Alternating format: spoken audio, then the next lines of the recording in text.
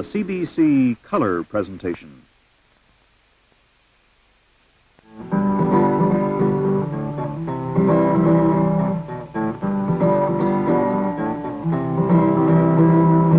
This is your Hong Kong from the harbor to the hills.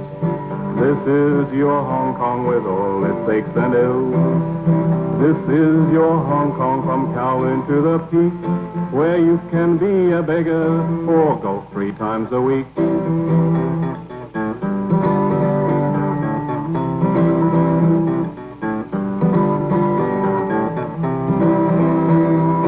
This is your Hong Kong, the streets aren't paved with gold. This is your Hong Kong, the future may be cold. This is your Hong Kong, the brothels and the bars, squatters on the rooftops and the big black shiny cars.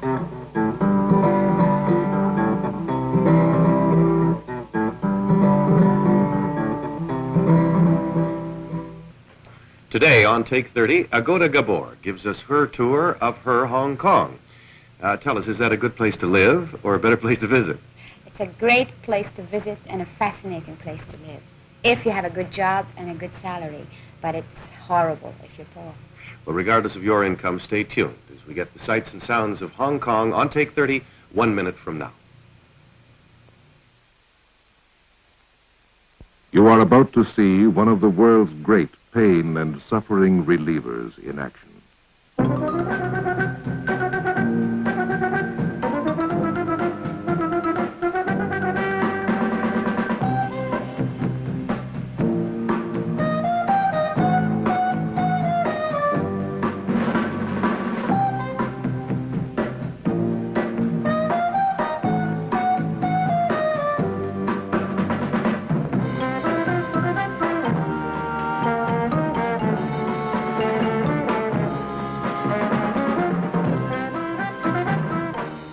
St. John Ambulance Training is one of the world's great pain and suffering relievers. St. John Ambulance Training. Ask for it by name at the St. John Ambulance branch in your community. A public service announcement brought to you by this television station.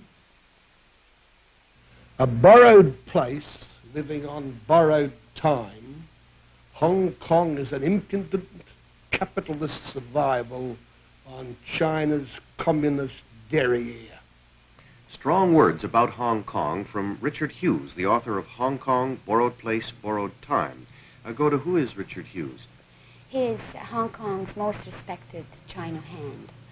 He's a journalist who's lived in Hong Kong for 20 years and lived in Shanghai before that for 20 years. He's a specialist in Far Eastern affairs. And what does he mean by borrowed place, borrowed time?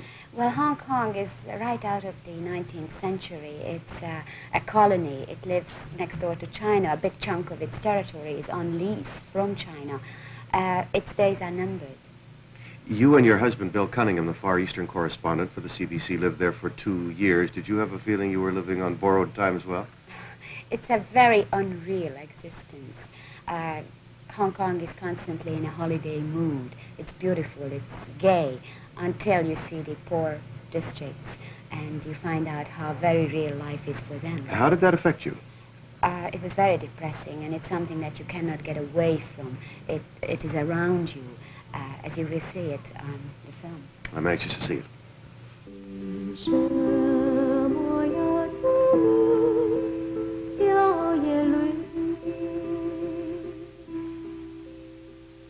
Hong Kong must be the most beautiful city in the world. Victoria Peak overlooking the busy harbor, hundreds of small islands, sandy beaches. It has everything.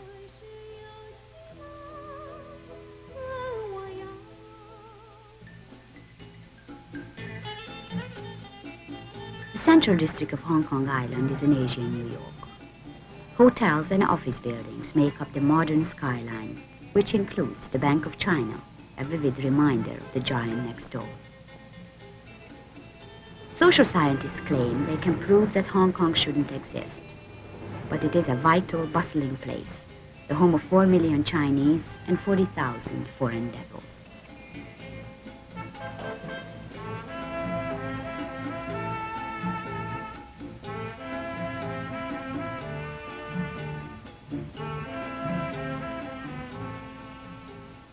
As a free port, Hong Kong is a big bazaar where everything is available. Tourists travel thousands of miles to shop, claiming that the low prices can save their fares. Tailors are cheap, but the story of the perfect suit made in one day is a myth. It took my husband a year to find a good tailor, and he had a lot of terrible suits made during his search. For women, Hong Kong is madness. Dazzling displays of jewelry, gold, pearls, jade, are everywhere. Since they only cost 1/3 of the North American price, I found it hard to resist.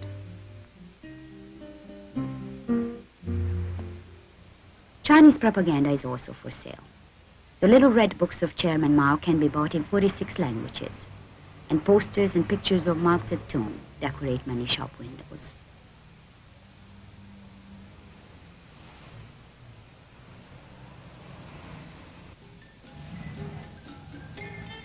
For comfort and luxury, Hong Kong is unbeatable.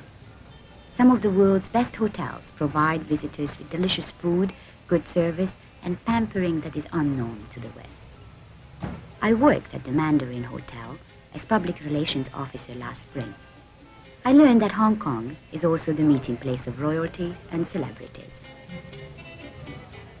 In just a short period, we had the King and Queen of Nepal, the Queen of Thailand, the Crown Princes of Afghanistan, Sweden, and Kuwait, Lee Radziwill, and several Hollywood stars staying at the hotel. But for me, the highlight of it all was when Prime Minister Trudeau stayed at the Mandarin during his tour of Asia. We had several chats. I told him he had more charisma in person than on TV, and he gave me a kiss goodbye. Only a few blocks away from the Mandarin is Cat Street, the antique flea market of Hong Kong. Here, you can find some valuable antiques, as well as a lot of junk.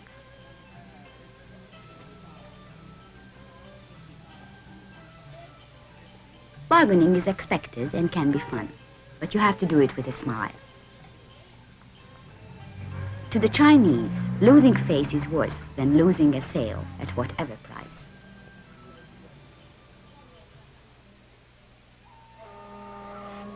Crossing the harbor by the Star Ferry is an experience I never get tired of. The 7 minutes ride to the mainland, among the cargo ships, junks, sampans, it's different every time.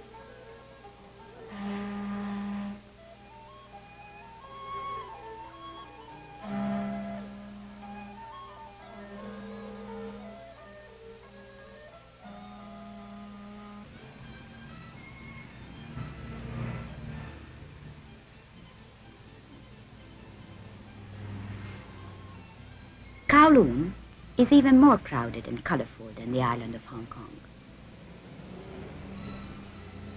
The Chinese seem to enjoy togetherness. The streets are full of activity.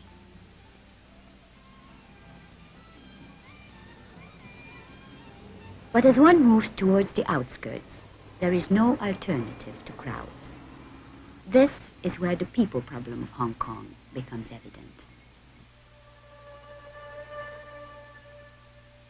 The shacks on the hillside make up the other side of the Hong Kong scenery. The millions of refugees from China found no other place to live in the already crowded colony. Their cardboard shacks are regularly destroyed by fires and storms.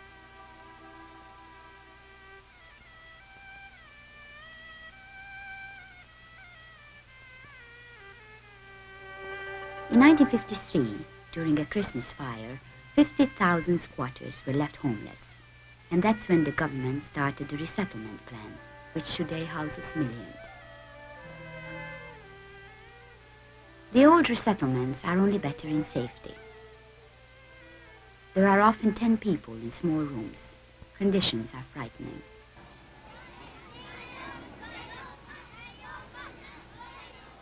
Every square inch is used, including the rooftops where schools and playgrounds can be found.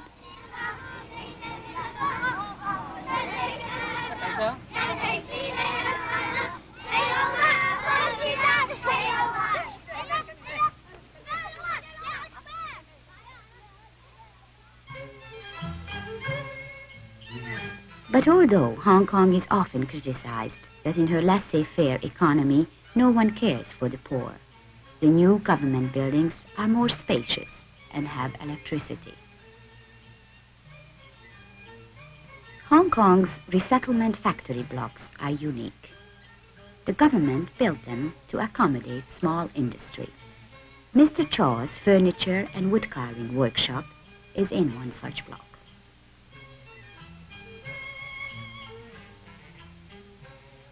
He works for both export and local markets and lives in a housing estate nearby.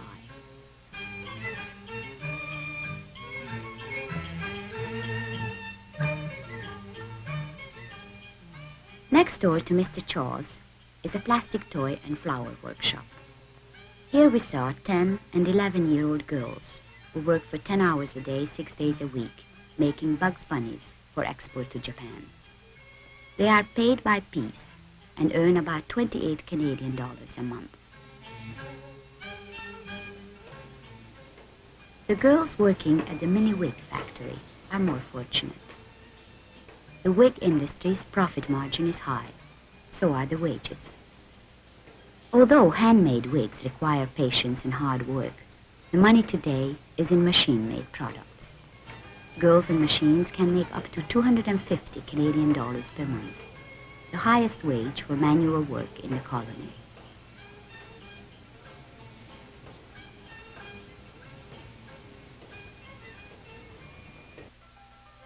This small street near the airport is most controversial.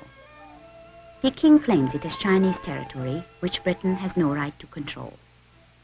Therefore, if these unregistered dentists would be working across the alley, they'd go to jail. But here, they can practice their trade. The Hong Kong law does not interfere.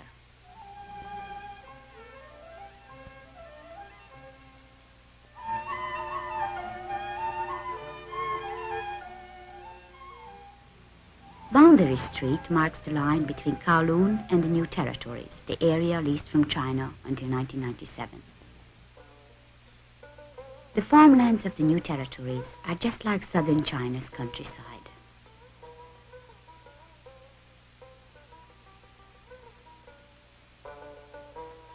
People here are much friendlier than in Hong Kong.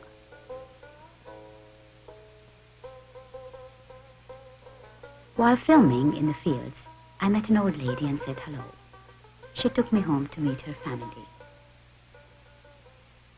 1, 2, 3, 4.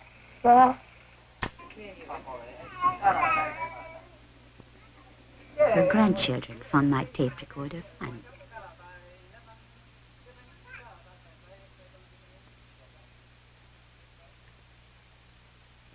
Lok Ma Chau is the closest one can get to China without a permit.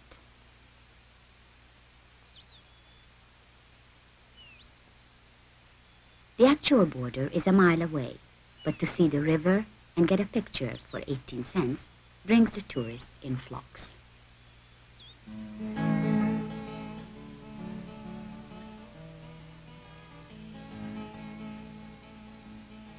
Along with the amateurs, the professional China watchers also live and work in Hong Kong. They often gather to exchange views over a meal. I filmed one such luncheon with Sidney Liu of Newsweek,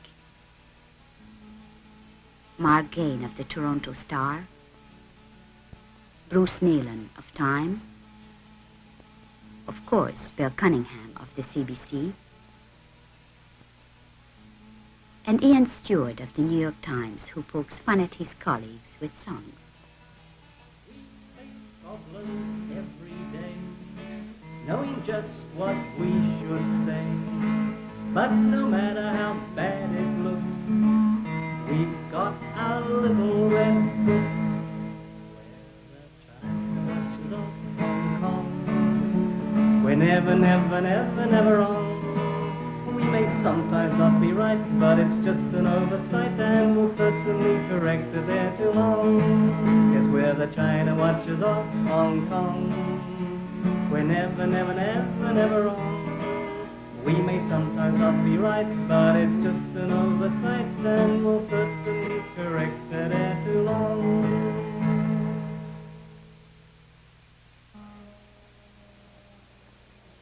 Being more of a Hong Kong watcher myself, I talked to author Richard Hughes about the colony's future.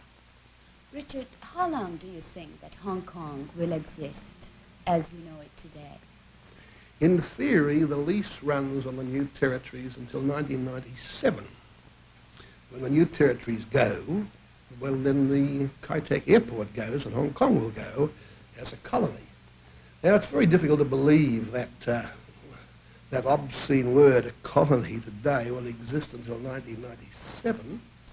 On the other hand, the fact is that Hong Kong at present suits the Chinese. The Chinese are very pragmatic and essentially reasonable people. Hong Kong suits them as a business centre, as a market, as a source of foreign investment and income, as a window on the West, and as an unofficial point of contact. And although the Russian comrades keep taunting them because they tolerate this impudent colonial survival right on their front doorstep, it suits the Chinese to do it.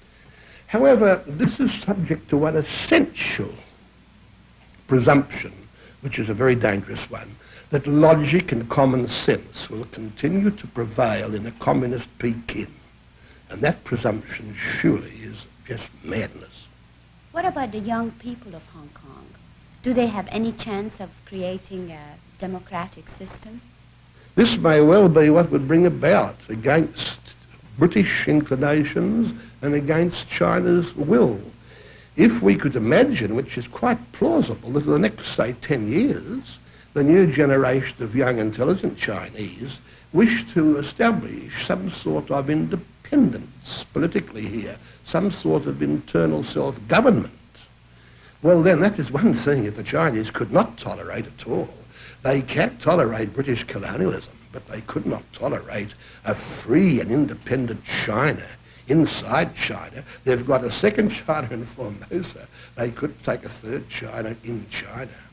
This is what might bring about, against the will of both the British colonialists and the Chinese communists. It would be the very natural desire of young generation Chinese to establish an independent form of internal government here, which would be very natural but completely suicidal. 2 Gurkha battalions patrol the border to China. While they are respected and seem ready for defense, most people agree that against the Chinese, their talents will not be put to test. As Richard Hughes puts it, they can take Hong Kong with a telephone call. The Gurkhas bring back memories of Hong Kong's battle against the Japanese during the Second World War. George Reitnut, Deputy Commissioner of the Hong Kong Police, was in the colony during the Japanese attack. Well, it was in the afternoon of the 7th of December when I was sitting in the police club having a drink, and I was called to a meeting. And at that meeting we were told that probably Japanese attack was imminent. And probably the next morning. The next morning when I returned to my veranda after a hard night's work, I watched the Japanese planes, after the air raid siren had gone, dive bombing the Royal Air Force hangars at Kai Tak and the Pan American Clipper, which was anchored in the harbor. Both went up in flames. Soon after that, I left my house, and I never saw my house or my possessions again. They were destroyed during the war. When and where did the Japanese land on Hong Kong Island itself? They landed in North Point, which is approximately this area, Braemar Point, which is near the Taikoo Shibu Refinery and Taikoo Dockyard, and at Aldrich Bay. But before that, they had attempted to cross at the Lai Moon Pass, which is about a quarter of a mile from the mainland. They came across by raft and rubber boats that were repulsed.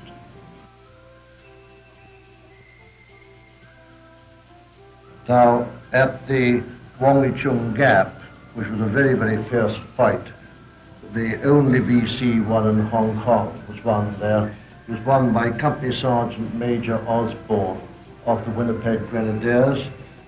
He won it on the slopes of Mount Butler, and it was a posthumous award because he fell on a hand grenade trying to save the men of his company.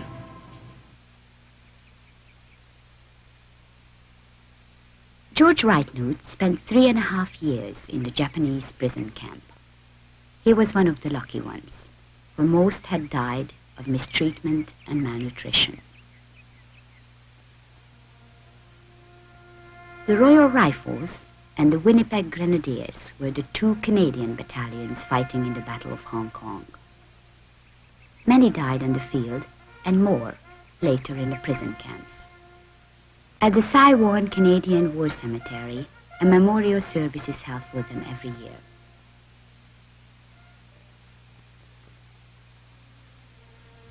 But the Battle of Hong Kong is in the past.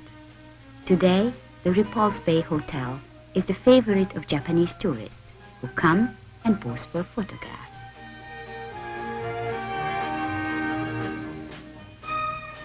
Repulse Bay Beach is among the best-known resorts of the world. But it's nicer on pictures than in reality. The beach is not well kept, and crowds on weekends are immense.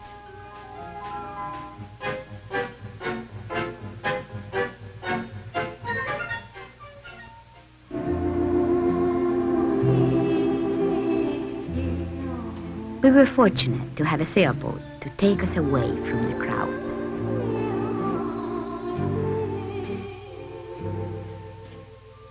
With Nordica, Captain Cunningham's 30-foot sloop, we could head for the China Sea. While cruising, we met large fishing junks from the mainland.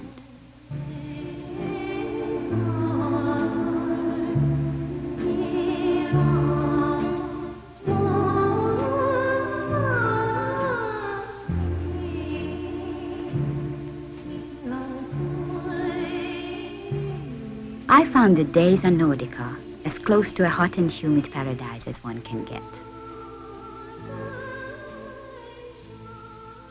For Bill, sailing was the only pleasure that could balance off the many months he had to spend in Cambodia and Vietnam.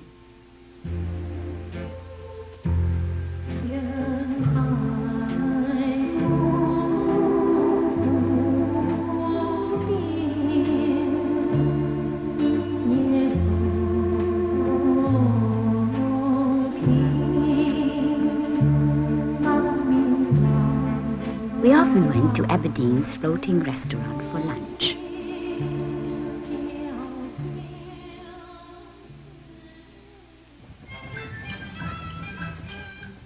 Aberdeen, the home of Hong Kong's floating population.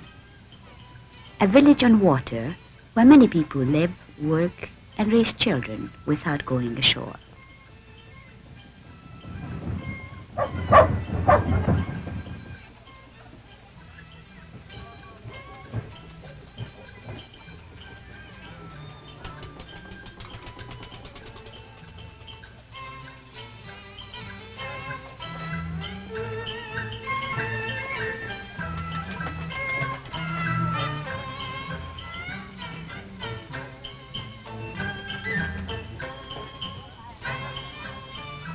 Tourists feel sorry for the fisher folk, for conditions look uncomfortable. But most of them are relatively happy and do not wish to move.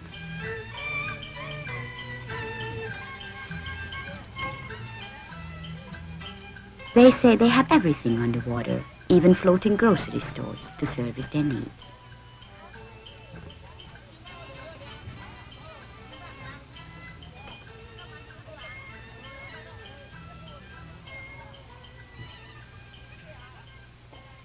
Many of the large fishing junks have license to fish on communist waters. For this privilege, they give a percentage to the Chinese government and attend classes in Mao Zedong thought on the mainland. The water people are also known for their colorful festivals which last for days. Their goddess is Tin Hau, Queen of Heaven.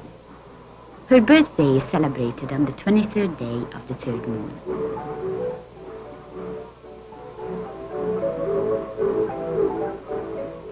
The Bun Festival is held in honor of Pak Tai, god of the north. 60 feet high Bun Hills are carried in the parade, which ends with thousands of people trying to grab the bun on the top.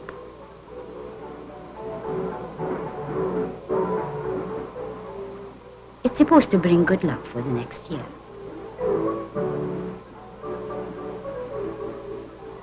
But the lion dance is not everyone's cup of tea.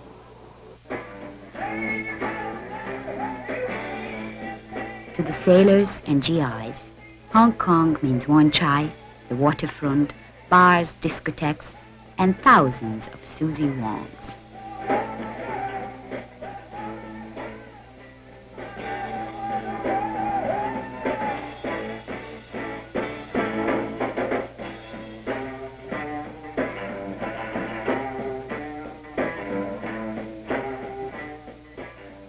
Hong Kong gives whatever you ask for.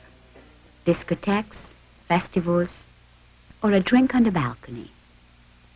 It's not a place, it's an experience. Come to Hong Kong, you really haven't anything to fear. Come to Hong Kong, if you don't come pretty soon it won't be here. Yes, come to Hong Kong, you really don't have anything to fear. Come to Hong Kong, if you don't come pretty soon it won't be here. The man who starred as Wojak is the subject of our next program on Telescope. We'll visit John Vernon, his wife, and 4 children at their home in the Hollywood Hills. John Vernon grew up in an isolated town in Saskatchewan, eventually finding his way to London's Royal Academy, where his colleagues included Peter O'Toole and Alan Bates. On Telescope, you'll meet the Vernons, see highlights of John's career on film, and find out what Alfred Hitchcock thinks about him. If technology today is capable of landing an electronic instrument safely on the moon, then why can't technology package a human being to survive a far lesser collision in a car? The electrician came yesterday, sporting a full beard and a red shirt. Kind of great. And our plumber, Richard, has a card, and it says, Plumbing by Jablonski. That's Tuesday night for Telescope 71.